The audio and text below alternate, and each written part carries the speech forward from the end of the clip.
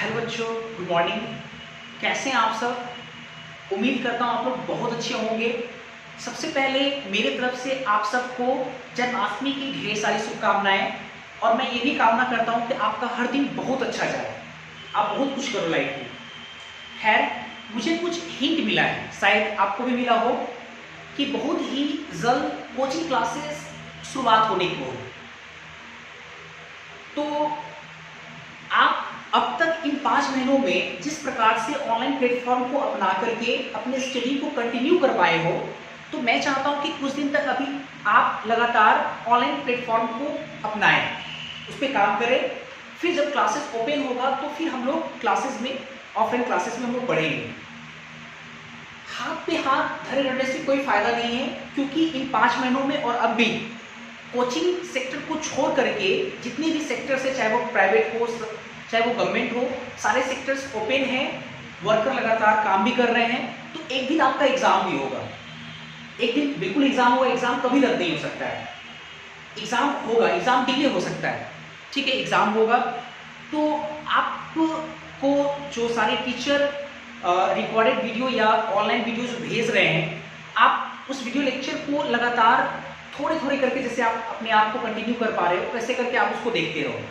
इससे क्या होगा कि एग्जाम के समय में आपको ज़्यादा प्रेशर फील नहीं होगा, क्योंकि थोड़े थोड़े करके अगर हम लोग पढ़ते हैं तो हमें ज़्यादा लोड नहीं मिलेगा तो आराम से हम लोग एंजॉय करके एग्जाम तक हम लोग एंजॉय करके पढ़ेंगे, और फिर जाकर के अच्छे से एग्जाम भी हमारा क्लियर हो पाएगा। तो इतना ही कहना चाहूँगा। इसके बाद चलो हम लोग स्टडी स्टार्ट करते हैं। जैसा कि हम सब जानते हैं, अभी हम लोग केमिकल काइनेटिक्स पढ़ रहे हैं। लास्ट क्लासेस में, लास्ट के 2 क्लासेस में मैंने आपको फर्स्ट ऑर्डर रिएक्शन और कुछ आपको डाउट था उस पर मैंने क्वेश्चन कराया था। आज के इस पूरे वीडियो लेक्चर में हम लोग second order reaction, pseudo first order reaction, और अगर टाइम मिले तो इस पे हम कुछ क्वेश्चंस भी कराएंगे। तो सबसे पहले हम हेडिंग लगाएंगे सेकेंड ऑर्डर रिएक्शन, ठीक है। सेकेंड ऑर्डर रिएक्शन है ना। सबसे पहले हम लोग पढ़े थे इंटीग्रल रेट लॉ में, आपको याद होगा, जीरो ऑर्डर पढ़े थे। उसके बाद फर्स्ट ऑर्डर रिएक्शन पढ़े डिटेल, फिर उसके बाद हम लोग पढ़ने जा रहे हैं second order reaction. Second order reaction किसको बोलेंगे? वैसा रिएक्शन जिसका ओवरऑल ऑर्डर ऑफ रिएक्शन कितना हो, 2। तो हम लोग लिख सकते हैं एक line, such reaction whose overall order of reaction is equal to 2, then it is called second order reaction। Second order reaction, इसी को क्या बोलेंगे? सेकेंड ऑर्डर रिएक्शन, जिसका ओवरऑल ऑर्डर ऑफ रिएक्शन कितना हो, 2 हो। Overall order of reaction is equal to 2, उसको लोग क्या बोलेंगे? Second order reaction. जैसे अगर हम एक रिएक्शन कंसीडर करते हैं, consider a second order reaction, ठीक है। एक सेकेंड ऑर्डर रिएक्शन कंसीडर करते हैं। जैसे मान लो ए प्लस बी आपस में रिएक्ट करके सी मान लो प्रोडक्ट का फॉर्मेशन करता है। ए और बी आपस में रिएक्ट करके सी का फॉर्मेशन कर रहा है, एक सेकेंड ऑर्डर रिएक्शन। मेरा आपसे ये सवाल है कि सेकेंड ऑर्डर जो रिएक्शन है वो मस्ट बी एलिमेंट्री या मस्ट बी कॉम्प्लेक्स रिएक्शन, या मे बी एलिमेंट्री और कॉम्प्लेक्स दोनों हो सकता है। क्या हो सकता है? ये पक्के से एलिमेंट्री होगा या पक्के से कॉम्प्लेक्स होगा, या एलिमेंट्री भी हो सकता है और कॉम्प्लेक्स भी हो सकता है। तो क्या होना चाहिए इसका आंसर? इसका आंसर होना चाहिए एलिमेंट्री और कॉम्प्लेक्स दोनों हो सकता है। क्यों हो सकता है, मैं आपको ऐसे समझाता हूँ। जैसे मान लो कि अब जैसे बच्चे ऐसे सोचते हैं, सर अगर हम इसका रेट लॉ लिखेंगे तो रेट लॉ बराबर लिखेंगे कांस्टेंट के ए की कॉन्सेंट्रेशन की पावर x और बी की कॉन्सेंट्रेशन की पावर y, और x और y का सब 2 होना चाहिए। तो बच्चा सीधा दिमाग लगाता सर इसका कोएफिशिएंट 1 और इसका कोएफिशिएंट 1 1 + 1 तभी तो 2 हो पाएगा। आप ऐसे भी तो सोच सकते हो कि a की रिस्पेक्ट में ऑर्डर 0 और b की रिस्पेक्ट में ऑर्डर 2 तभी तो ओवरऑल ऑर्डर फ्रैक्शन 2 हो रहा है। ऐसा भी हो सकता है कि इसके रिस्पेक्ट में ऑर्डर 3/2 और इसके रिस्पेक्ट में ऑर्डर हाफ हो तो 3/2 + हाफ तब भी आपका 2 हो सकता है। तो इसका मतलब कि अगर ये एलिमेंट्री है तो 1 और 1 होगा, एलिमेंट्री में अगर कॉम्प्लेक्स है तो कॉम्प्लेक्स में ये 3/2 भी हो सकता है, हाफ भी हो सकता है, हाँ 1 और 1 हो सकता है, 1 और 1 भी हो सकता है, वो प्रैक्टिकल वैल्यू होता है। तो हम लोग एक लाइन बोल सकते हैं कि सेकेंड जो ऑर्डर रिएक्शन है में भी एलिमेंट्री और complex reaction. Second order reaction क्या हो सकता है? कॉम्प्लेक्स भी हो सकता है और एलिमेंट्री भी हो सकता है। चलो इसकी बात देखते हैं। जैसे ये आपका सेकेंड ऑर्डर रिएक्शन है, ठीक है, तो अब देखो क्या है कि इस सेकेंड ऑर्डर के रिएक्शन को हम लोग दो केस में पढ़ेंगे, दो केस में पढ़ेंगे। जैसे ऐसे समझते हैं, इस सेकेंड ऑर्डर के रिएक्शन में दो रिएक्टेंट है हमारे पास, ए है और बी है। तो पहले केस में हम लोग पढ़ेंगे कि ए और बी का इनिशियल कॉन्सेंट्रेशन बराबर हो, सेम हो। तो ये एक केस पढ़ेंगे। एक केस ऐसा हो सकता है जिसमें ए और बी का जो इनिशियल कॉन्सेंट्रेशन है वो डिफरेंट हो, वो दूसरे केस में आ जाएगा। चलो हम लोग केस फर्स्ट पढ़ते हैं। पहले हम लोग केस फर्स्ट पढ़ेंगे, लिखते हैं यहाँ पे जरा, केस फर्स्ट लिखते हैं यहाँ पे, when initial concentration of A and B are same। जब इनिशियल कॉन्सेंट्रेशन दोनों का क्या हो, ए और बी का सेम है, तो मान लेते हैं दैट इज मैथमेटिक फॉर्म में ए का ए नॉट मतलब initial concentration of A, B naught initial concentration of B बराबर होना चाहिए, सेम होना चाहिए। तो मान लेते हैं ये ए के बराबर है, स्मॉल ए के बराबर, ठीक है। नाउ इसके बाद देखते हैं जरा। नाउ हमारे पास रिएक्शन क्या है, a प्लस बी से c। तो शुरुआत में t बराबर 0 पे a का इनिशियल कॉन्सेंट्रेशन और b का इनिशियल कॉन्सेंट्रेशन दोनों का सेम और कितने बराबर है, स्मॉल a पे। तो इसका कॉन्सेंट्रेशन स्मॉल है, इसका कॉन्सेंट्रेशन भी स्मॉल a मोलरिटी। एक टाइम t के बाद एक टाइम t आएगा, टाइम t पे a का कुछ अमाउंट कंज्यूम होगा, b का भी कुछ अमाउंट कंज्यूम होगा और a और b के कंज्यूम होने से c का फॉर्मेशन होगा। तो मान लो कि a का जो अमाउंट है वो x कंसंट्रेशन कंज्यूम हुआ, तो इसका बचेगा कितना, a माइनस x। तो a का अगर x कंज्यूम होगा तो b का भी कितना कंज्यूम होगा, x होगा कंज्यूम, क्योंकि इसके 1 मोल b के 1 मोल के साथ रिएक्ट कर रहा है। अगर इसका x मोल रिएक्ट करेगा तो b का भी x मोल रिएक्ट करेगा, तो इसका भी a माइनस x, इसका भी a माइनस x बचेगा, इसका बनेगा कितना, x बनेगा, ठीक है। आफ्टर टाइम t के बाद अब from integral rate law, sorry differential rate law,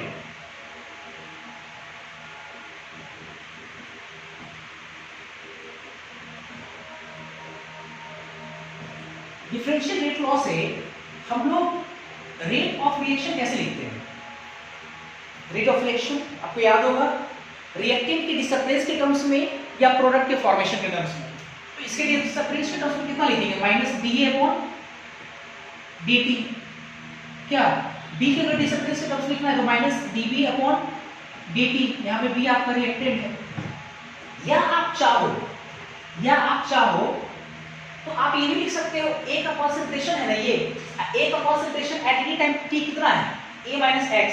तो a की जगह पर अगर स्मॉल a माइनस x रखेंगे और जब t के रिस्पेक्ट में डिफरेंशिएट करेंगे तो a तो स्मॉल a तो तुम्हारा क्या है, कांस्टेंट है, इनिशियल कॉन्सेंट्रेशन ऑब्वियसली कांस्टेंट है, तो कांस्टेंट का डिफरेंशिएशन 0 हो गया। अब माइनस x का जब डिफरेंशिएट करेंगे t के रिस्पेक्ट में तो माइनस बाहर निकलेगा dx/dt। अब पहले से माइनस है तो माइनस माइनस प्लस dx/dt, इतना भी लिख सकते हैं लोग डिफरेंशियल रेट लॉ के माध्यम से, सही है।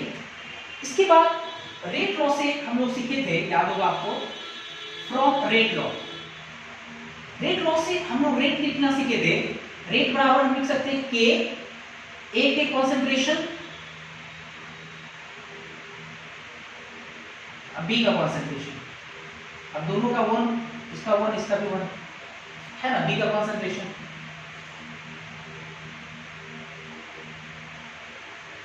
सही है, 1 स्टूडेंट ऐसे लिख सकते हैं, रेट बराबर के ए के कॉन्सेंट्रेशन इनटू बी के कॉन्सेंट्रेशन। चूंकि एट एनी टाइम टी पे ए और बी का कॉन्सेंट्रेशन देखो सेम है, इनिशियल भी सेम उतना ही है, बाद में भी उतना ही है, तो आप चाहो तो बी की जगह पे ए लिख सकते हो, बी के कॉन्सेंट्रेशन के बदले ए लिख सकते हैं। ए लिखेंगे तो पहले से ए लिखा हुआ है, तो कांस्टेंट के ए के कॉन्सेंट्रेशन का होल स्क्वायर, ये हो जाएगा। चाहे आप ए की जगह बी लिख सकते हैं, तो बी को लिखोगे तो कितना हो जाएगा, कॉन्सेंट्रेशन बी के कॉन्सेंट्रेशन का होल स्क्वायर, आप ये भी लिख सकते हो,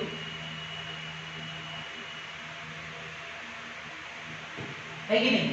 या फिर आप ऐसे भी लिख सकते हो, क्या लिख सकते हैं हम लोग, ए का concentration at any time T A minus x, अब बी का भी concentration at any time T A minus x, तो ए माइनस एक्स का होल स्क्वायर भी लिख सकते हैं, के ए माइनस एक्स का होल स्क्वायर, ऐसे भी दोनों लिख सकते हैं। अब देखो कुछ बच्चे के मन में ये पहले सवाल हुआ होगा कि सर आप जीरो ऑर्डर रिएक्शन पढ़ाएं, आप फर्स्ट ऑर्डर रिएक्शन पढ़ाएं, आप दोनों में जब आपको रिएक्शन कंसीडर करना होता था तो आप रिएक्शन कंसीडर करते थे ए से बी, जीरो ऑर्डर रिएक्शन है, ए से बी फर्स्ट ऑर्डर रिएक्शन है, लेकिन आप यहाँ पे ए प्लस बी से आप सी बना रहे हैं। तो अगर मान लीजिए सर कि ए से बी अगर रहे तो उस केस में हम काम कैसे करते हैं, वो तो केस आप सर हाइड कर रखे हो, आप नहीं दिखा रहे हो। तो मेरा ये कहना है कि जो पहला केस आप एज्यूम किए हैं, ये पहला केस ही आपका कहीं ना कहीं उस चीज को रिप्रेजेंट कर दे रहा है। कैसे, तो पहला केस हम लिए दोनों के इनिशियल कंसंट्रेशन सेम है, तो आप देखो अच्छे से आप रेट बराबर देखो लिख रहे हो के ए का स्क्वायर, तो अगर आप ए से बी लिखते हैं, सेकंड ऑर्डर है, तो ए के रिस्पेक्ट में ओवरऑल ऑर्डर ऑफ फ्रिक्शन कितना होता है 2, तो आप यही लिखते हैं एक्सप्रेशन रेट बराबर के ए का स्क्वायर। बिल्कुल, सुनो अब आते हैं जरा, दोनों तो रेट का एक्सप्रेशन है, रेट ये डिफरेंशियल फॉर्म में और ये रेट लॉ के हिसाब से कंसंट्रेशन के टर्म्स में। अब देखो क्या है, अब हमको इंटीग्रेट करना है, हमको इंटीग्रेट करना है। एक बात और, इंटीग्रेट करने से पहले एक बात और, ये जो मैं आपको पहला केस पढ़ा रहा हूं सेकंड ऑर्डर का, यही आपके लिए बहुत इंपॉर्टेंट है, बहुत ज्यादा इंपॉर्टेंट है। ऐसा मैं इसलिए कह रहा हूं क्योंकि ज्यादातर क्वेश्चन में अगर सेकंड ऑर्डर रिएक्शन का सवाल अगर आता है, तो सेकंड ऑर्डर के सवाल में जो अगर आप मान लो कि ए और बी दो अलग अलग रिएक्टेंट है, तो दोनों का कॉन्सेंट्रेशन इनिशियल कॉन्सेंट्रेशन सेम लिया जाएगा। आप ये ध्यान रखो इस बात को। तो ये आपका पहला जो केस है वो काफी इंपॉर्टेंट है। सेकेंड केस हम लोग देखेंगे क्या वाला केस है, क्या है उसमें बाद में देखते हैं। अब देखो इसमें क्या है, अब ये दोनों जो है ये रेट बराबर इतना है, ये रेट बराबर इतना है, तो अब सवाल ये है इन दोनों को अगर रेट बराबर है तो दोनों के एलएचएस के कारण दोनों का एलएचएस बराबर होगा, दैट इज हम ऐसे लिख सकते हैं, है ना, दैट इज कैसे लिख सकते हैं, ये रेट बराबर माइनस dA अपॉन dt बराबर माइनस dB अपॉन dt बराबर dx अपॉन dt बराबर कितना लिख सकते हैं, k a के कॉन्सेंट्रेशन के पावर 1 b के कॉन्सेंट्रेशन के पावर 1 या बराबर k a के कॉन्सेंट्रेशन का होल स्क्वायर बराबर कितना लिख सकते हैं, k a माइनस x का होल स्क्वायर। कई तरीके से इस प्रकार से लिख सकते हैं। अब सवाल ये कि अगर कोई इंटीग्रेट करना है तो हम कौन से दो सुटेबल टर्म्स को लें इंटीग्रेशन में। तो मैंने आपको कई बार कहा है कि आप उन दो टर्म्स को लीजिए जिन दो टर्म्स को लेने पे आपको दो ही वेरिएबल मिले, क्योंकि दो वेरिएबल रहेगा तो एक वेरिएबल को लेफ्ट साइड रखेंगे, एक वेरिएबल को राइट साइड रखेंगे और दोनों तरफ इंटीग्रेट कर लेंगे। अब देखो जरा अच्छे से, ये तीनों तो एक ही, इन तीनों में से कोई एक लेते, तो मान लो अगर ये लेते हैं, ये तीनों एक ही है, इन तीनों में से कोई एक लेते, तो मान लो ये लेते हैं, तो इसको और इसको नहीं ले सकते हैं। क्यों नहीं ले सकते इसको इस वाले क्यों नहीं ले सकते, क्योंकि अगर आप इसको लेते हो और इसको लेते हो तो ए का कॉन्सेंट्रेशन वेरिएबल है, टी टाइम वेरिएबल है, ए का कॉन्सेंट्रेशन अच्छा ये तो ये मिला के एक ही हो गया, अब बी का कॉन्सेंट्रेशन भी वेरिएबल है। तो आपको नहीं लगता कि बी वेरिएबल, ए वेरिएबल और टी वेरिएबल, तीन वेरिएबल। हाँ, अगर आपको लेना है तो आप इसको इसके साथ ले लो, आप इसको साथ ले सकते हो। कैसे, ए वेरिएबल टी वेरिएबल होगा तो यही है, तो ए और टी वेरिएबल हो गया, मिलाकर दो ही वेरिएबल। आप अगर आपको लेना है तो आप dx अपॉन dt इसके साथ ले लो, x वेरिएबल टी वेरिएबल, इसमें देखो x ही है, तो मिलाकर के x और t वेरिएबल दो ही वेरिएबल हुआ। तो आप इसको और इसको लेकर काम कर सकते हो, आप इसको और इसको लेकर काम कर सकते हो। अगर आपको बहुत अच्छा इंटीग्रेशन आता है, बहुत बढ़िया से आता है, तो आप काम करो ना, ये dx by dt इसको ले लो, इसको इसके साथ ले सकते हो, dv minus dv upon dt को आप के v स्क्वायर के साथ लेकर काम करो, सारे एक्सप्रेशन फाइनली सेम ही आएंगे, इस बात का ध्यान रखें आप। तो हम लोग ये जो कि हम लोग का आदत, जैसे हम कई बार मैं आपको एक बात कहता हूँ कि आप वो काम को ज्यादा प्रीफर करो जिसमें परफेक्शन आपको ज्यादा मिले। आपको याद होगा जीरो ऑर्डर में भी हम लोग minus D upon D T के ए वाला लिए थे, फर्स्ट ऑर्डर में भी minus D upon D T A वाला लिए थे, ये वाला ऐसा ही लिए थे के ए की पावर 1। तो अब हम लोग सेकंड ऑर्डर में पढ़े तो minus D upon D T के ए का होल स्क्वायर, ताकि फॉर्मूला को याद रखने में, काम करने में परफेक्शन मिले और बहुत दिनों तक वो फॉर्मूला या काम हमें याद रहे। परफेक्शन से हमको काफी ज्यादा याद होता है। क्लियर है?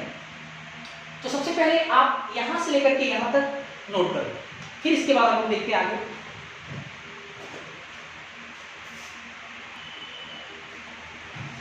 इसके आगे काम करते हैं।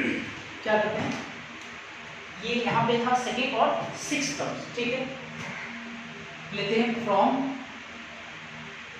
Second and six terms. Second minus D A upon D T बराबर के ए की कॉन्सेंट्रेशन का होल स्क्वायर, ऐसा ही आएगा। तो ए का कॉन्सेंट्रेशन वेरिएबल है और टी का कॉन्सेंट्रेशन, सॉरी टी मतलब टाइम वेरिएबल, तो हम लोग क्या करते हैं, एक तरफ ए का कॉन्सेंट्रेशन ले आते हैं, इस ए को इधर लाते हैं, तो ये माइनस 1 बटा ए के कॉन्सेंट्रेशन का होल स्क्वायर, ये पहले से डी ए बराबर के इधर गया तो डी टी। तो राइट साइड में टाइम का फंक्शन है, लेफ्ट साइड में कॉन्सेंट्रेशन का फंक्शन है। अब क्या करते हैं, दोनों साइड इंटीग्रेट करते हैं, तो क्या लिखेंगे, टेकिंग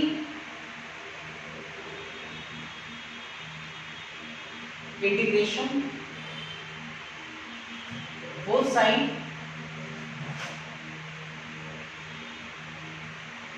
विथ सुटेबल लिमिट्स।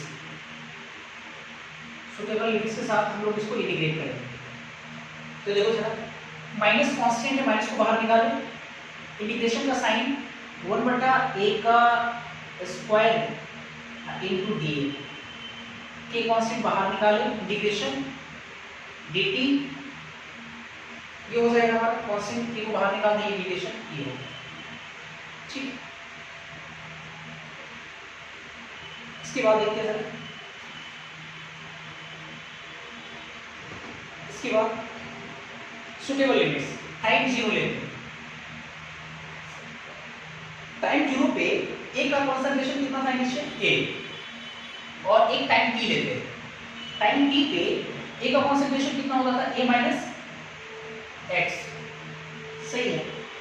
अब इंटीग्रेशन 1 बटा x square into D x, इसका इंटीग्रेशन तो कितना पड़ेगा, आप एक फॉर्म पढ़े होंगे इंटीग्रेशन का, x के power n into D x का इंटीग्रेशन हम लोग पढ़े, x के पावर n प्लस 1 एक जोड़ देते हैं और नीचे उसे डिवाइड कर देते हैं n प्लस 1, ऐसे हम इंटीग्रेशन पढ़ेंगे। तो 1 बटा एक्स स्क्वायर, तो पहले आप इस फॉर्म में बनाइए, तो इस फॉर्म में अगर हम इसको ले जाएंगे तो इस फॉर्म में कितना इसको लिख सकते हैं, x के power minus 2 into D x. अब क्या करेंगे, x के पावर जो माइनस 2 है उस पर एक जोड़ेंगे, तो ये x पावर माइनस 2 प्लस 1 और नीचे उससे डिवाइड कर दें, माइनस 2 प्लस 1, तो माइनस 2 में से प्लस 1 गया तो माइनस 1, ये x पावर माइनस 1 अर्थात माइनस 1 बटा x आ जाएगा, ठीक ना। चलो हम यहाँ पे कर रहे हैं, इसका जो वैल्यू है वो कितना आएगा, पहले से तो बाहर माइनस है, इसका आएगा माइनस 1 बटा a का कॉन्सेंट्रेशन, अगर आप इंटीग्रेशन करोगे, है ना, कितना आएगा, upper limit a minus x नहीं किए और लोअर लिमिट a बराबर के dt का इंटीग्रेशन कितना होता है t और ये 0, अपर लिमिट लोअर लिमिट अभी बस रखें। चलो हम इसमें पुट करते हैं, पहले बाहर माइनस निकालते हैं, पहले से बाहर माइनस है तो माइनस माइनस कितना हो जाएगा प्लस, तो वो तो माइनस कैंसिल हो गया, ये माइनस और ये माइनस, बचा कितना हमारे पास 1 बटा a का कॉन्सेंट्रेशन, अभी पुट नहीं की, ये a माइनस एक्स, ये a बराबर k t टाइम t से 0। चलो upper limit lower limit put करते हैं। अब अगर इसमें पुट करेंगे तो पहले क्या लिखेंगे, 1 बटा a minus x, upper limit रख दिए a की जगह पे, माइनस लोअर लिमिट 1/a बराबर कितना kt, बराबर हमारे पास आया कितना kt। तो यहां से हम तो ऐसे लिख सकते हैं kt बराबर 1/a minus x minus 1/a, या फिर t बराबर 1/k under bracket 1 minus x a minus x minus 1/a। तो देखो ये फॉर्मूला निकल गया। टाइम के साथ कंसंट्रेशन कैसे वैरी कर रहा है कि टाइम पे क्या कंसंट्रेशन होगा, इससे हम वो निकाल सकते हैं। इसको और थोड़ा बढ़िया से देखिए, इस चीज को चाहे तो हम ऐसे लिख सकते हैं t बराबर 1/k 1/a माइनस x जगह 1/a का कंसंट्रेशन लिख सकते कैपिटल, 1 स्मॉल a की जगह 1/a नॉट लिख सकते हैं। आपको याद होगा ऐसा हम कभी पढ़े इनिशियल कंसंट्रेशन को नॉट्स लगाते हैं, ठीक है। k को इधर लाते हैं तो ये kt हो गया, इसको इधर लेके आ जाते हैं तो प्लस में आ जाएगा। तो मेरे को लगता है 1/a जो है कैपिटल A बराबर आ जाएगा 1/a नॉट 1/a नॉट और प्लस इसको इधर लाए प्लस kt। तो देखो ये फॉर्मूला आपको याद रहना चाहिए, वेरी वेरी इंपॉर्टेंट। तो ये इस तरह का हम फ्रेम हमेशा आपके लिए बनाए हैं। आप जीरो ऑर्डर रिएक्शन में देखे होंगे तो जीरो ऑर्डर रिएक्शन में a बराबर a not minus kt, a बराबर a नॉट माइनस kt वहां पे आया था जीरो ऑर्डर में। फर्स्ट ऑर्डर रिएक्शन में हम पढ़े थे a बराबर a नॉट e के पावर माइनस kt, e के पावर एक्सपोनेंशियल के पावर माइनस kt। जब हम लोग सेकंड ऑर्डर रिएक्शन पढ़ रहे हैं देखो पलट जा रहा है 1/a बराबर 1/a नॉट प्लस kt। मतलब जो जीरो ऑर्डर रिएक्शन में पड़े a बराबर a नॉट माइनस kt, अब a और a नॉट को नीचे ले आए 1/a बराबर 1/a नॉट और माइनस जो kt था वहां पे माइनस की जगह यहाँ पे क्या आ रहा है प्लस kt आ रहा है, प्लस kt। क्लियर है, ये सब आपको पता है। a किसी भी टाइम t पर कंसंट्रेशन, a नॉट ये इनिशियल कंसंट्रेशन है, k आपका rate constant of second order reaction और t आपका क्या है टाइम, t आपका क्या है टाइम है। तो यहाँ पे जो है मैं एक बार मेंशन कर दे रहा हूँ हेयर a जो है ये concentration of reactant at any time t, a naught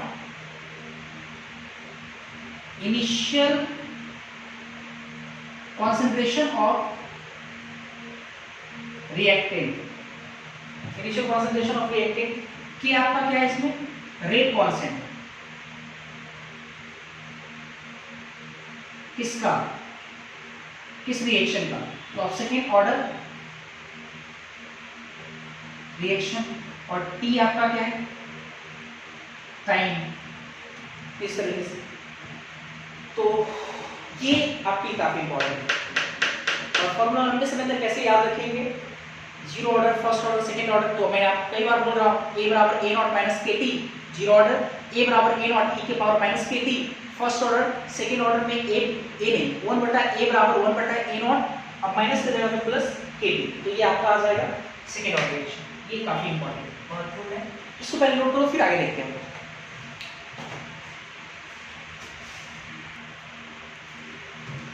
इसके बाद हम लोग सेकंड ऑर्डर रिएक्शन में हाफ लाइफ पढ़ेंगे। तो सबसे पहले हम हेडिंग लगाएंगे half life. Half life shortly इसको टी हाफ या T50 कह सकते हैं। हाफ लाइफ क्या है, अब देखेंगे first order zero order reaction मैंने आपको हाफ लाइफ का डेफिनेशन पढ़ाया था। Time taken to react half of the starting material is called half life. आप देखकर देख लेना, हाफ लाइफ समझ में आता है। इनिशियल का आधा खत्म होने का जो टाइम होता है उसे क्या बोलते हैं हाफ लाइफ। हाफ लाइफ के लिए जो कंज्यूम अमाउंट है इफ x कितना होना चाहिए इनिशियल कंसंट्रेशन का आधा a/2, तो देन तब क्या होगा जो टाइम होगा आपका टाइम मतलब जो t होगा वो t हाफ या T50 है, सही है ना। अगर कंज्यूम अमाउंट इनिशियल कंसंट्रेशन का हाफ हो a/2 हो तो जो टाइम होगा वो t हाफ या T50 कहलाएगा ना।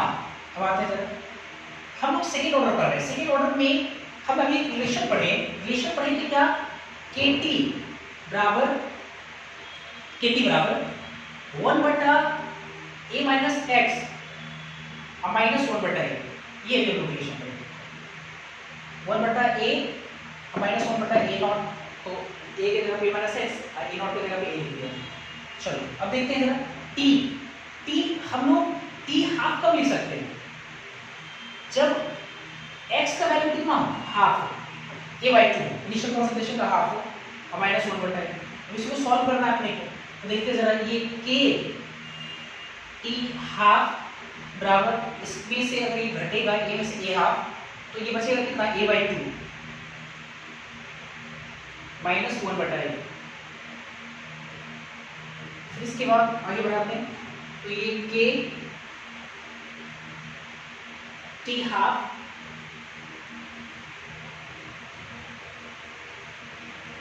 बराबर ये 2 पर चला गया 2 बटा ए माइनस 1 बटा ए, तो ये के टी हाफ बराबर 2 में से 1 गया तो 1 1 बटा ए, तो टी हाफ बराबर कितना हो गया 1 बटा ए के,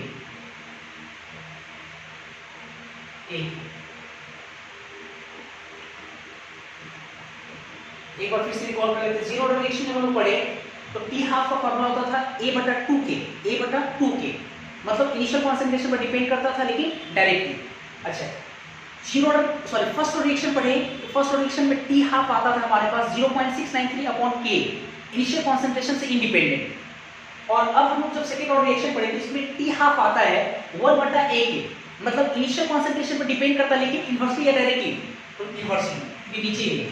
तो हम लोग एक लाइन लिख सकते हैं इस प्रकार, हेंस कि in second order reaction half life ऐसे लिखते हैं,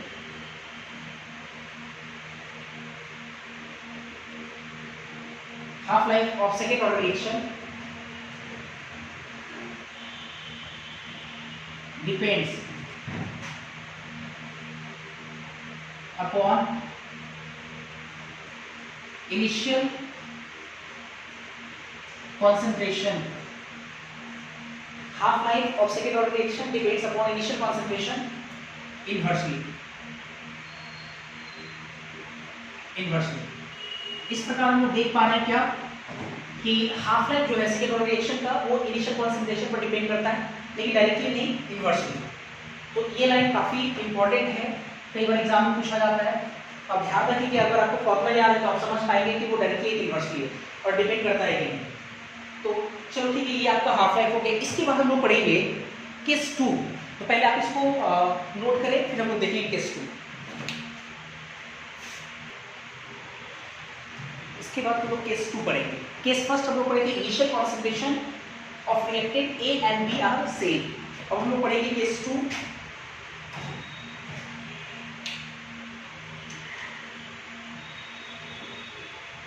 if initial concentration of A and B both are different, दोनों का क्या different, that is A not मतलब इनिशियल कॉन्सेंट्रेशन A का नॉट इक्वल टू हो B not initial concentration of B बराबर B। तो ऐसा करते हैं, मान लेते हैं कि इनिशियल कॉन्सेंट्रेशन जो A का है वो स्मॉल a है और B का जो concentration initial concentration B not है वो स्मॉल b, क्या है स्मॉल b। चलो अब काम करते हैं। रिएक्शन हमारे पास क्या था, रिएक्शन हमारे पास था A प्लस B से C। तो T बराबर 0 पे A का स्मॉल a मोलरिटी B का स्मॉल b मोलरिटी। तो एक टाइम जब T आएगा, एक टाइम जब T होगा वहां पे A का कॉन्सेंट्रेशन मान लो x टूट गया, इसका बचेगा कितना A minus x.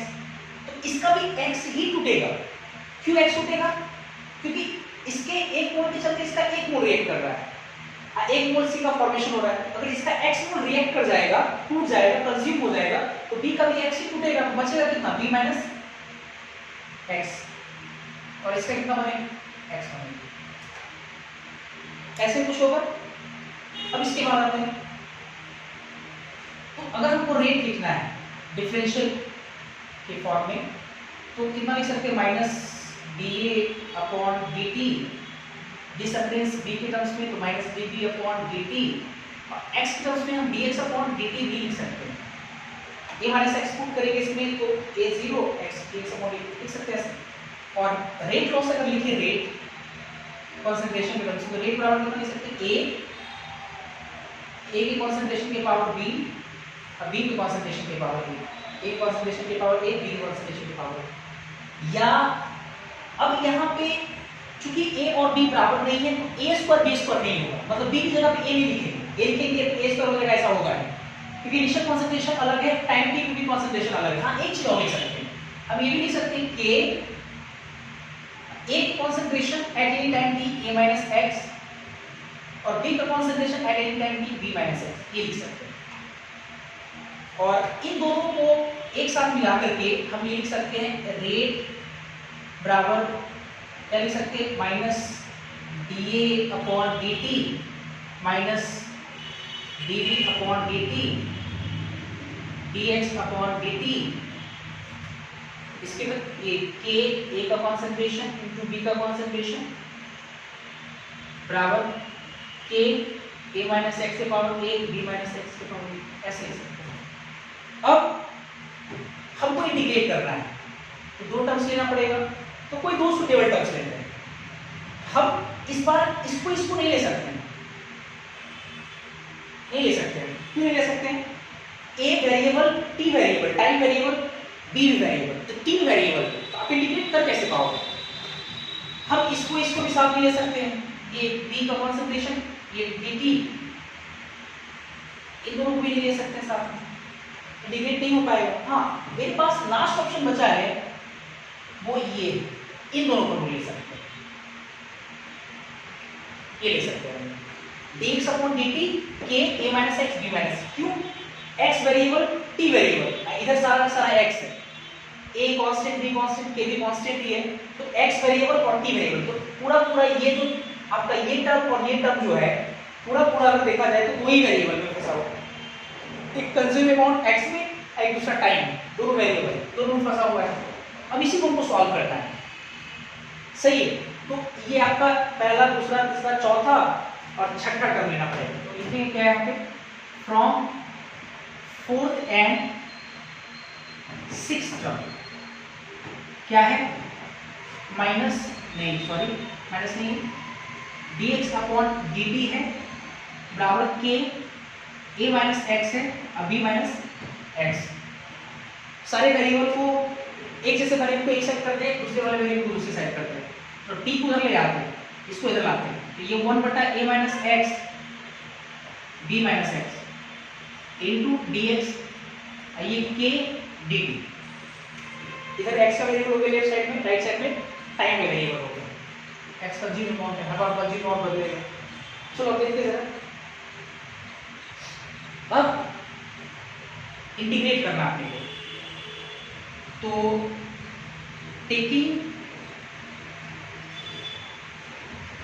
Integration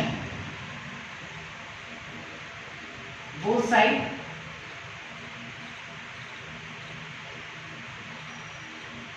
with suitable limits.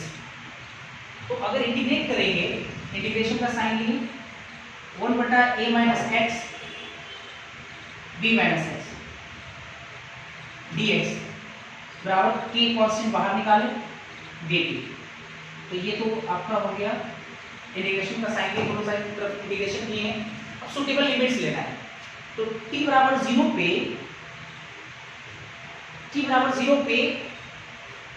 x का वैल्यू कितना होगा, क्योंकि इधर x का फंक्शन, a का कॉन्सेंट्रेशन नहीं देखना है, x का फंक्शन, ऑब्वियसली कंज्यूम अमाउंट 0 होगा, मतलब t बराबर 0 पे x जो कंज्यूम अमाउंट है, तो कंज्यूम होगा कितना, 0 होगा, कंज्यूम हुआ ही नहीं, तो 0। और एक टाइम t पे अगर देखा जाए टाइम टी पे, तो कंज्यूम अमाउंट कितना होगा, कंज्यूम हुआ x, तो टाइम टी पे इसका जो अपर लिमिट वैल्यू होगा कितना होगा, x हो जाएगा। ये सारी चीजें आपको आना चाहिए। टाइम 0 ले रहे हैं तो 0 टाइम पे इधर क्या है आपका, a का कॉन्सेंट्रेशन बिल्कुल नहीं है, ना ही b का कॉन्सेंट्रेशन, इधर आपका कंज्यूम अमाउंट है, x का वैल्यू है। तो टाइम 0 पे x का वैल्यू कितना होगा, 0, क्योंकि 0 इसलिए हुआ क्योंकि वो कंज्यूम हुआ ही नहीं, 0 अमाउंट कंज्यूम हुआ 0। और टाइम t पे कितना x का वैल्यू होगा, टाइम t पे कितना कंज्यूम हो गया x, टाइम t पे देखो x कंज्यूम हो रहा है, x ले लिए। अब क्या करते हैं, इसको इंटीग्रेट करते हैं। क्या आपको इसका इंटीग्रेशन आता है 1 बटा a minus x b minus x का, बिल्कुल नहीं आता होगा अभी तो बहुत जगहों पे इंटीग्रेशन शुरुआत हुआ भी नहीं होगा, कई जगह पे अगर हुआ भी है तो हो सकता है कि वहां तक आप पहुंच गए होंगे इस तरह के इंटीग्रेशन करने के लिए।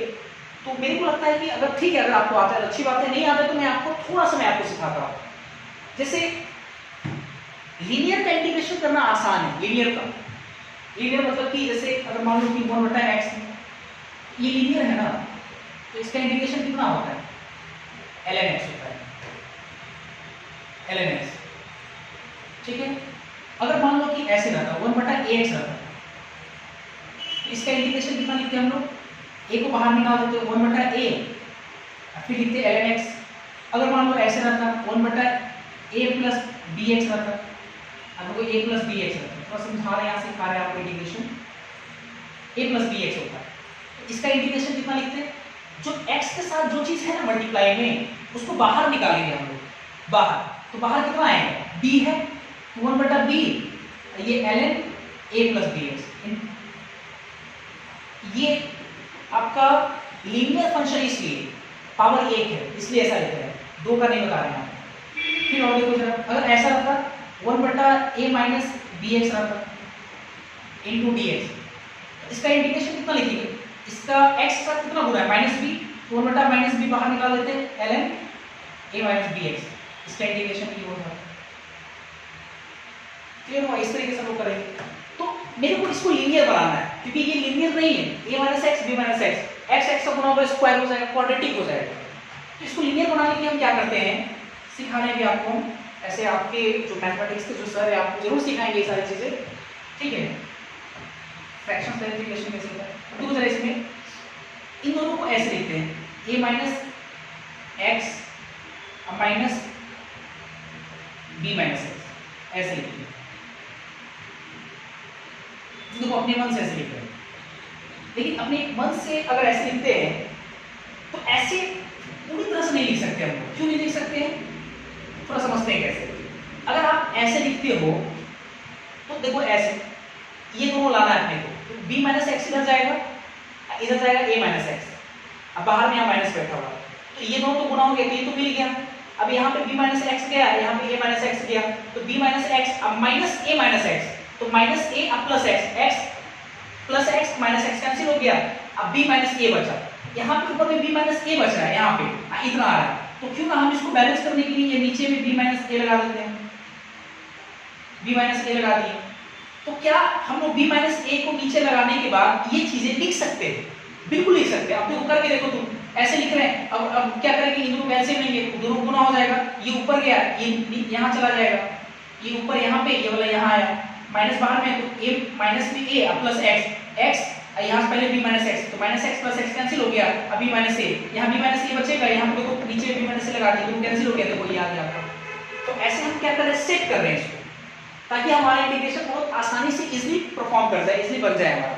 हालांकि इंटीग्रेशन करने के इसके लिए और भी तरीके हैं, लेकिन वो थोड़ा कॉम्प्लेक्स होगा जो आपको सर से पढ़ाएंगे, ठीक है। इसके बाद देखते हैं ये 0, ये आपका x, ये dx, ये k, 0 t, ये dt। स्पेस कम है तो आप पहले यहां से लेके यहां तक नोट करो, फिर हम लोग आगे इसको प्रोसीड करेंगे, आगे बढ़ाएंगे। प्लीज पहले इसको नोट करो।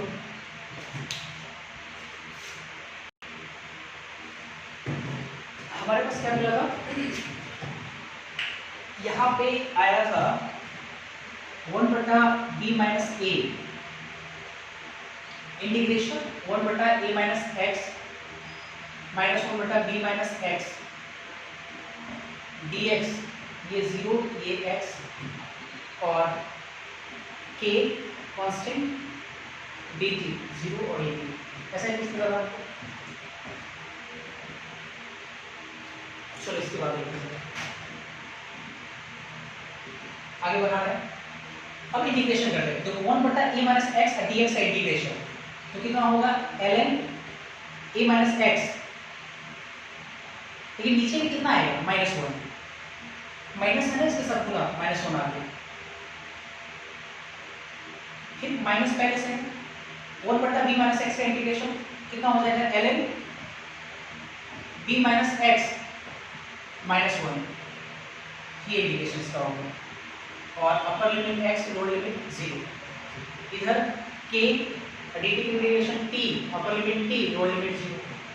चलो इसमें पुट करते हैं, पहले थोड़ा सा ये माइनस माइनस को थोड़ा सा सजा लेते हैं, ये माइनस इस माइनस से गुणा होगा तो माइनस माइनस कितना हो गया प्लस, ये वाला माइनस बच जाएगा, तो पहले इसको लिख लेते हैं बाद में इसको लिख लेते हैं, मतलब हम लिख सकते हैं ln b माइनस एक्स और माइनस में ln a माइनस एक्स, ठीक है, upper limit x lower limit 0, ये k t और 0, इसको भी लेते हैं, एक बार और सॉल्व कर लेते हैं, क्योंकि अपने को पता है कि ln a और माइनस ln b होता है, इन दोनों को एक साथ कितना लिख सकते हैं हम लोग ln b माइनस एक्स बटा a minus x, upper limit x lower limit 0, put नहीं की लिमिट्स k t और 0 कितना हो जाएगा। अब पुट करते हैं, पहले अपर लिमिट पुट करते हैं, तो अपर लिमिट अगर हम लोग पुट करेंगे तो ln x से हम पुट करेंगे तो x ही रहेगा, ये x रहेगा, माइनस लगाकर अब 0 पुट करेंगे x से जगह, तो ln b minus 0 a minus 0,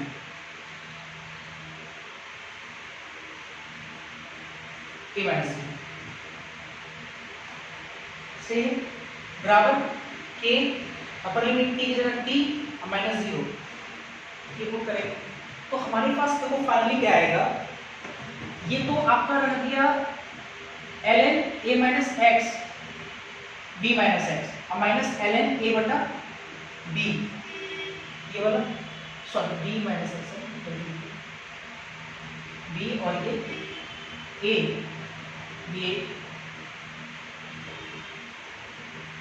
b और ये a, ठीक है। अब बराबर कितना है k, इसको एक साथ करना है जरा, ln a minus ln b के हिसाब से डिवाइड हो जाएगा, तो ln b माइनस a, अरे यार ln b minus x a minus x, और ये b बटा a, नीचे b बटा a आएगा तो ऊपर क्या चला जाएगा a और नीचे में b बराबर k, तो हमारे पास ओवरऑल के टी बराबर ln को ले आते हैं लॉग में 2.30, 3 से मल्टीप्लाई करना होगा, 2.30 से मल्टीप्लाई कर दिए तो ये बन गया लॉग आया a बटा b, ये a बटा b आ जाएगा, लट जाएगा ना, भागा होगा, और ये कितना है हमारे पास b minus x a minus x, ये हमारे पास फॉर्मूला है ओवर, फाइनली ये फॉर्मूला है, वेरी वेरी इंपॉर्टेंट। अगर आपको इंटीग्रेशन नहीं समझ में आ रहा, अगर इतना ज़्यादा आपको नहीं समझ में आता तो सीधा फॉर्मूला याद करो, फॉर्मूला आराम से याद हो जाएगा। सेकेंड ऑर्डर रिएक्शन में अगर ए और बी दो रिएक्टेंट है और दोनों रिएक्टेंट का कॉन्सेंट्रेशन अलग है, डिफरेंट है, तो टाइम के रिस्पेक्ट में कॉन्सेंट्रेशन कैसे वैरी करता है, उसके लिए जो फॉर्मूला आता है वो Kt बराबर 2.303 लॉग a बटा b, स्मॉल a बटा b, ऊपर b माइनस एक्स और नीचे में a माइनस एक्स, ठीक है, ऐसे करके ध्यान रखेंगे, क्लियर यहाँ तक। तो ये आपका सेकेंड ऑर्डर में सेकेंड केस का फॉर्मूला, यहाँ पे बाकी सब आपको पता है कि आपका रेट कांस्टेंट है, यहाँ पे कि आपका रेट कांस्टेंट है और सेकेंड ऑर्डर रिएक्शन,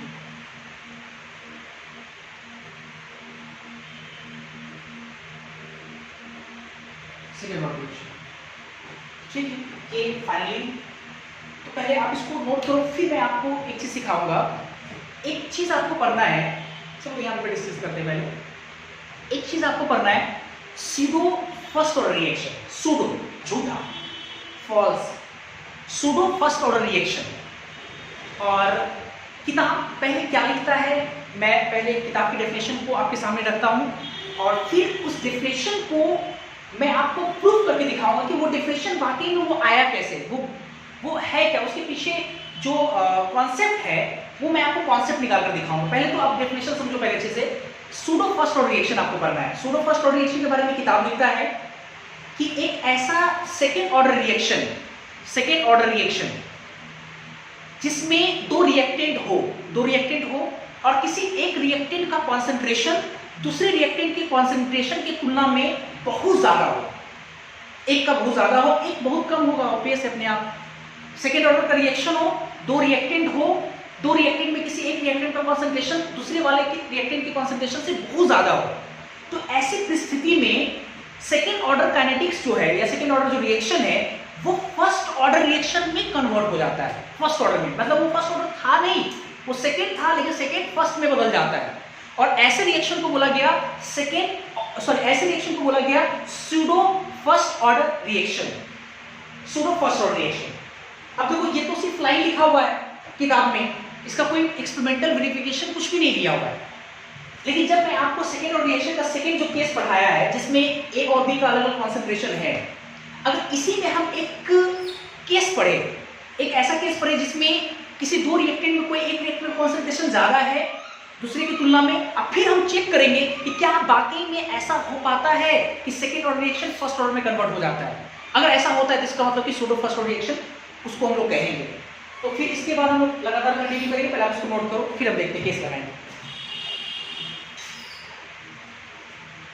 नोट करने से पहले एक छोटा सा चीज छूट गया था, बी माइनस ए यहाँ पे लिख लेंगे आपको फॉर्मूला में।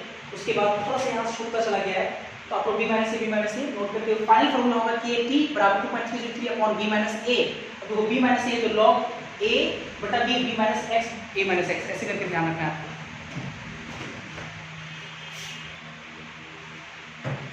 इसके बाद हम केस लगाते हैं, लिखिए जरा। व्हेन क्या हो, किसी एक रिएक्टेंट कॉन्सेंट्रेशन दूसरे वाले से ज्यादा हो, when one of the concentration of reactant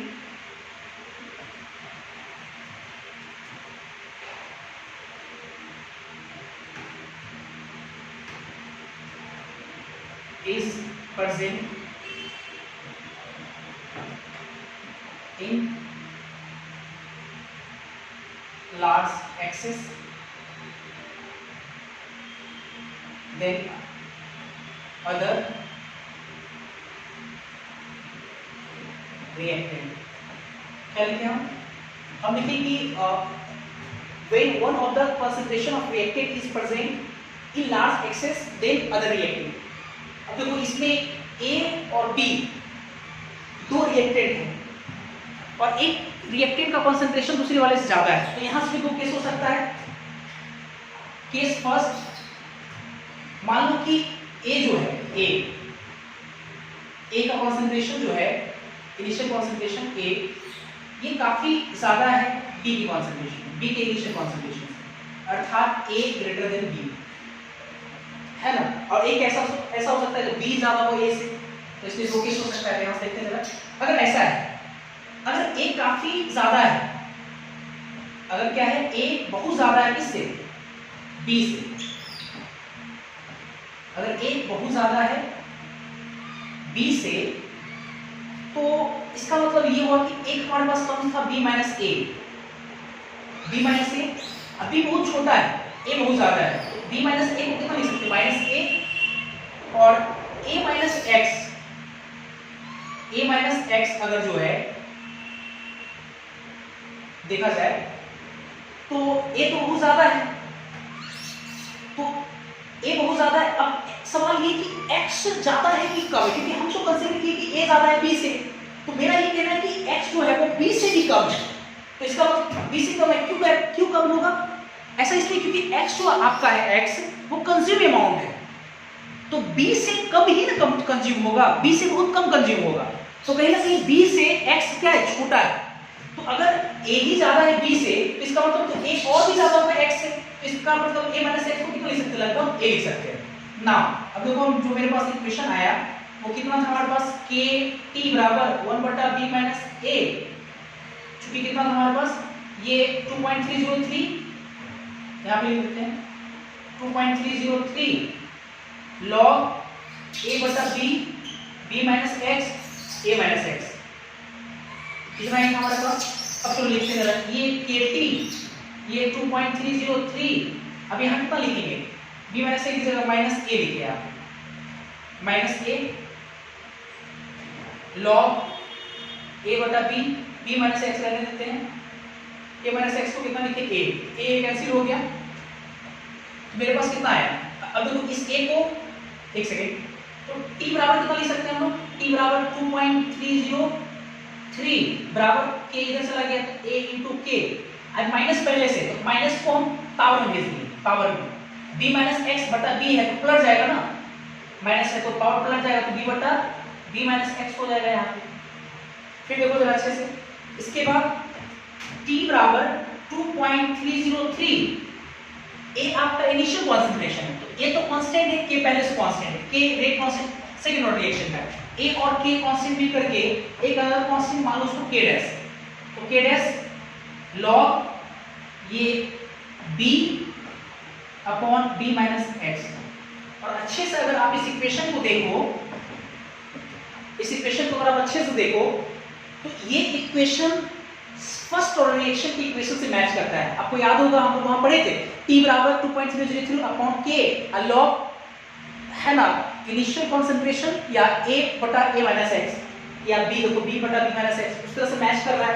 हाँ यहाँ पे हेयर जो k आपका है, ये वाला k ओरिजिनल जो k है, ये रेट कांस्टेंट है, ठीक है, of second order, second order. और ये जो आपका k डैश है ये a इंटू k को मल्टीप्लाई करने से आएगा, a भी कांस्टेंट, k भी कांस्टेंट, और ये जो k डैश है अगर आप देखें तो ये इससे मैच कर रहा है, फर्स्ट ऑर्डर रिएक्शन से मैच कर रहा है। इसको हम लोग बोल सकते हैं rate constant of pseudo first order reaction. ये रेट कांस्टेंट है लेकिन किसका है, सूडो फर्स्ट ऑर्डर रिएक्शन, क्योंकि फर्स्ट ऑर्डर पूरी तरह से नहीं था, ये सूडो फर्स्ट ऑर्डर रिएक्शन था, मतलब एक कंडीशन लगाते तब ये जाकर के इस कंडीशन को फॉलो कर रहा है। कंडीशन क्या लगाते हैं, जब एक कंसंट्रेशन ज्यादा हो जाता है, क्लियर है, तो ये हो रहा है। सिमिलरली अगर हम डील करें केस 2 को डील करते हैं, तो केस 2 को अगर आप घर पे करके देखेंगे, सिमिलरली अगर मान लो इफ इनिशियल कंसंट्रेशन ऑफ जो A है इससे ज्यादा हो कौन, initial concentration of B, that is A small a जो है उससे ज्यादा है B, तो इसका मतलब अगर B माइनस ए है तो हम लोग इसको कितना लिख सकते हैं, लगभग B लिख सकते हैं। B माइनस एक्स है तो x और भी छोटा है A से, तो इसको कितना लिख सकते हैं, B लिख सकते हैं। नाउ तो हमारे पास डायरेक्ट फॉर्मूला हो जाएगा, डायरेक्ट हम लिख रहे हैं यहाँ पे KT बराबर, चलो ठीक है एक लाइन बढ़ा देते हैं, 2.303 upon A minus sorry B minus A, तो A B माइनस एक्स कितना लिख सकते हैं, B, यहाँ B लिख दिए, ये लॉग ये आपका आ जाएगा यहाँ पे a बटा b into b minus x था, तो यहाँ b यहाँ पे a माइनस एक्स, तो b से b कैंसिल हो गया, तो यहाँ से देखो t बराबर 2.303 अपॉन k इंटू बी, और ये लॉग a बटा a माइनस एक्स, k और b कांस्टेंट है, एक वाला कांस्टेंट 2.303, इसको k डबल डैश मान लेते हैं, k double dash log a बटा a माइनस एक्स। तो ये जरा मैच कर रहा है आपका फर्स्ट ऑर्डर रिएक्शन से क्या, तो यहाँ पे हेयर यहाँ जो k डबल डैश है ये rate constant of pseudo first order reaction, pseudo first order reaction का ये रेट कांस्टेंट कहलाएगा। तो मेरा ख्याल है कि आपको कुछ समझ में आ रहा होगा। अब एक चीज देखो थोड़ा यहाँ पे, एक चीज नोटिस करने की लायक है, वो ये कि जैसे दो रिएक्टेंट है A और B, दो रिएक्टेंट है, तो हम कह रहे हैं किसी एक का कॉन्सेंट्रेशन बहुत ज्यादा हो जाए दूसरे की तुलना में, तो मान लो ए का कॉन्सेंट्रेशन बहुत ज़्यादा हो गया दूसरे की तुलना में, तो जिसका कॉन्सेंट्रेशन बहुत ज़्यादा है वो कांस्टेंट हो जा रहा है, और जिसका कॉन्सेंट्रेशन बहुत कम है उसके हिसाब से फर्स्ट ऑर्डर काइनेटिक्स फॉलो कर रहा है, फर्स्ट ऑर्डर रिएक्शन हो जा रहा है। देखो जरा अच्छे से, ए ज़्यादा है बी से, फाइनल जो इक्वेशन हमारे पास आया, अब देखो ए तुम्हारा कांस्टेंट हो गया, जिसका कॉन्सेंट्रेशन ज़्यादा वो कांस्टेंट हो गया, और जिसका कॉन्सेंट्रेशन कम है उसके टर्म्स में आपका फर्स्ट ऑर्डर रिएक्शन देखो निकल रहा है, b बटा b माइनस एक्स। फिर देखो दूसरे केस में b ज़्यादा ली तो b कांस्टेंट हो गया, देखो b कांस्टेंट हो गया, b का कॉन्सेंट्रेशन नहीं बदल रहा है, और a चूंकि कम था तो a के रिस्पेक्ट में आपका सूडो फर्स्ट ऑर्डर रिएक्शन मिल रहा है, a के रिस्पेक्ट में। तो हम यहाँ से ये सारी बातों से ये साबित होता है कि अगर कोई सेकेंड ऑर्डर रिएक्शन है और किसी एक रिएक्टेंट का कॉन्सेंट्रेशन दूसरे रिएक्टेंट की तुलना में बहुत ज्यादा हो तो second order reaction first order reaction में कन्वर्ट हो जाता है, और ऐसे रिएक्शन को हम लोग बोलेंगे सूडो फर्स्ट ऑर्डर रिएक्शन। हाँ, एक बात इंपॉर्टेंट, जिसका कॉन्सेंट्रेशन बहुत ज्यादा है उसका कॉन्सेंट्रेशन अप्रोक्सीमेटली कांस्टेंट हो जाता है, और जिसका कॉन्सेंट्रेशन कम है उसके रिस्पेक्ट में फर्स्ट ऑर्डर रिएक्शन फॉलो करता है या बन जाता है। क्लियर है? तो आप ये नोट करिए, जितनी बातें मैंने बोला है मैं यहाँ पे लिखवाऊंगा, नोट करो तेजी से। तो pseudo first order reaction important है आपके बोर्ड के पर्पज से, आपके बोर्ड में आता भी है। तो सूडो फर्स्ट ऑर्डर रिएक्शन जैसे मैंने लिखा, when one of the reactant is present in large excess then other reactant, तो then second order reaction converts into first order reaction, this is called pseudo first order reaction. सबसे महत्वपूर्ण point ये है कि the concentration of reactant present in large excess is approximately constant होता है during the reaction, and the concentration of reactant which present in very low concentration follows first order kinetics। जैसे इसको मैं दिखाता हूँ, जैसे मान लो कि हम एक कंसीडर करते हैं reaction, consider a second order reaction, एक सेकेंड ऑर्डर का रिएक्शन हम लेते हैं, मान लो वही जो रिएक्शन लिए थे ए प्लस बी से सी, ऐसा एक रिएक्शन मान लो लेते हैं। तो रेट लॉ से आप क्या लिखोगे? फ्रॉम रेट लॉ से हम लिखेंगे रेट बराबर के ए का कॉन्सेंट्रेशन के पावर एक, बी का कॉन्सेंट्रेशन के पावर एक, ओवरऑल दो हो गया।